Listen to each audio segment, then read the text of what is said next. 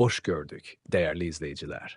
Ülkede ve dünyada baş verən ən son xəbərlərdən anındaca xəbərdar olmaq üçün Günlük Xəbərlər YouTube kanalımıza abunə olun və bildirişləri açmağı unutmayın.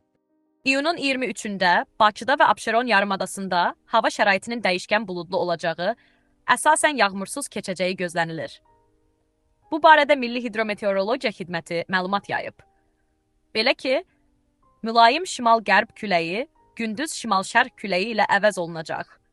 Havanın temperaturu gecə 18-dən 20 dərəcəyədək isti, gündüz 25-dən 29 dərəcəyədək isti olacaq. Atmosfer təzyiqi 761 mm civə sütunundan 757 mm tünuna enəcək.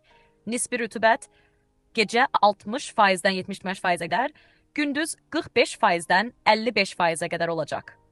Azərbaycanın rayonlarında hava şəraiti əksər rayonlarda əsasən yağmursuz olacaq. Lakin bəzi dağlıq və dayətəyi rayonlarda arabir yağış yağacağı, şimşək çaxacağı gözlənilir. Ayrı-ayrı yerlərdə leysan xarakterli, intensiv olacağı, dolu düşəcəyi ehtimalı var. Gecə və səhər bəzi yerlərdə zəif duman olacaq. Qərb küləyi gündüz bəzi yerlərdə arabir güclənəcək.